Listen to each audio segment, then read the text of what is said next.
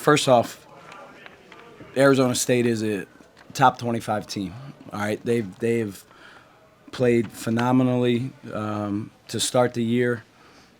Similar to the other night, I think we caught them on the right night, to be honest with you. I have nothing but respect for Coach Hurley and what he's done with that program, and that's an NCAA tournament team. So for our guys to respond to adversity, the last 24, 36 hours, whatever it's been, has been brutal for myself, the staff, and the players, just for going through what we went through the other night.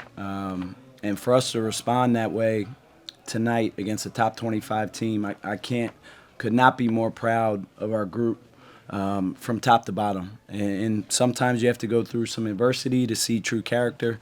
And we revealed what our character is tonight. So I couldn't be more proud of our staff and each and every single player in our program. First off, the ball movement just seemed so much crisper tonight. Everything seemed like it was done with more intent. What was the difference? What was the message that was sent to change that? We've challenged these guys, number one. We've shown glimpses of that up to this point. We have not done it for a full 40-minute game. And that's what it should look like. And that's what the expectation is. And it was nice to see guys kind of get outside of themselves and, maybe give it up when they had a good shot to get a great shot.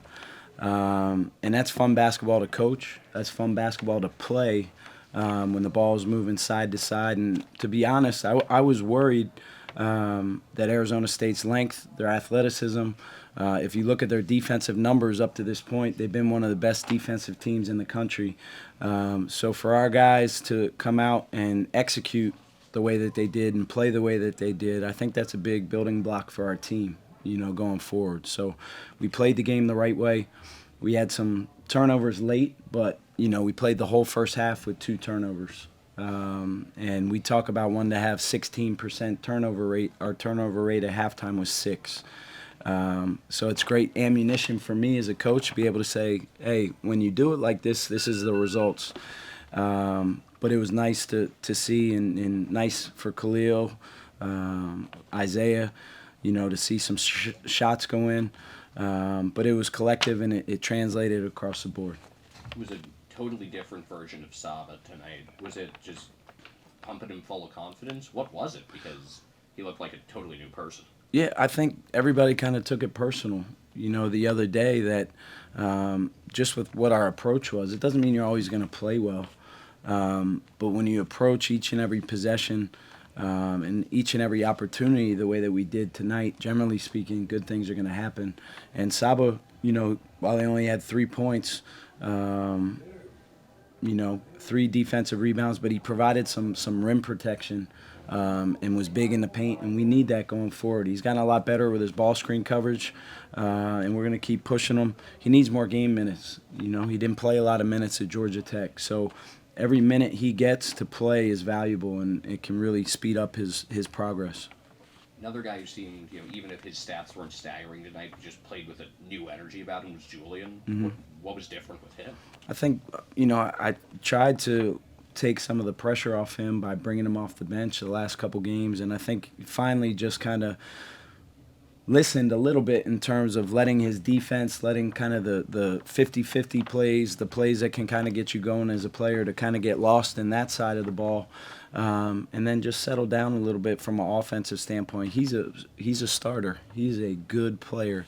He's a guy I have a lot of confidence and trust in. So it was good for him to show glimpses of himself tonight and get back to the guy that I know he is. Seemed like there was a moment when he had an and one. The free throw was coming after the timeout, and just the way he came back to the bench during that timeout seemed like just totally different body language. Yeah, sometimes you just need to taste a little success in order to kind of exhale a little bit. He's wearing the kind of the weight of the world on his shoulders. He puts a lot of pressure on himself, which is great.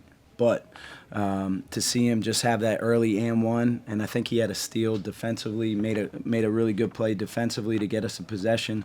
And sometimes those kind of plays can kind of settle you down. So that was really good to see with him. And Coach, after the last game, what was the message to the team, and how do you think that manifested itself tonight? I mean, myself and the staff, all we talked about for the last, I don't even know how many hours it was number one, what's our response going to be? You know, everybody's going to be looking at how we respond to adversity. And the second thing was we just talked about, I don't really care what the result is. I want to fight, fight for 40 minutes. And to our guys' credit, they really bought into that, executed it, and our veterans, our older guys really kind of translated that on down through the rest of the team. And I knew that's what our team was. You know, we're a good team. We're a team that can play in March. And I was just proud to see us respond the way that we responded. Isaiah, I think, kind of exemplified some of that fight, but also he managed to do a better job staying out of foul trouble. What was the key with him? Well, that's kind of been a collective message to our group is we have not done a great job of defending without fouling, and being disciplined. And I know they got into the bonus kind of early in the first half and the second half, but I thought we did a better job of what we've been doing in terms of like really showing our hands and walling up and being big, and not bailing teams out with silly fouls. We can continue to get better at it. We need to get better at it before West Coast Conference play. But Isaiah is valuable. He's a hybrid player. He can play a number of different positions, guard a number of different positions. So we need him on the floor. And anytime Arizona State would, it seems like even score a basket in the first half, you guys would go on a run and not really give them any room to breathe. How do you think you guys were able to keep the pressure up so continuously? I thought we just played the right way. There was no what we kind of call hero ball, where a guy decided he needed to make a play. We just took what was there, shared the ball, and I thought that was as good of a game as we played up to this point in terms of playing with pace. We pushed and shot easy threes in transition, shared the ball when it was there, and if not, we kind of put the brakes on and executed in the half court. And that's what it should look like. So, there'll be a lot of quality film and kind of, as I said, ammunition for the team going forward of what it should look like for our program. And it seemed like a lot of Arizona's shots were kind of early in the shot clock from the outside. Were you guys doing something defensively to try to force those No, shots? I mean, we were picking our poison. They're a phenomenal team, and they have a lot of talent. And, when we prepare and go into every game, you almost have to pick your poison in terms of what you're going to live with. And, we really wanted to try to protect the paint and force them into tough either contested twos or contested threes. And sometimes, I've seen it with our team. When you miss a couple early on, it has a tendency to tighten you up a little bit. And they miss some shots that they normally make, But we wanted to pick what we were willing to live with, and I thought our guys did a really good job of executing the game plan. And tomorrow night you guys have another game, maybe against a little bit lesser opponent, but how do you guys keep yourselves from not getting too high and not maybe having a repeat on Monday? Well, we just went through it, right? So we had a big win at UNLV, came home. Maybe it was a little tired, maybe it was a little mentally fatigued, whatever it was. We didn't approach the game the same way that we approach UNLV, and we learned a lesson. So tomorrow, I'm glad we're playing a quick turnaround game. The message in the locker room was now we need to see what our response is to success this time, and I want these guys to have a great Christmas break.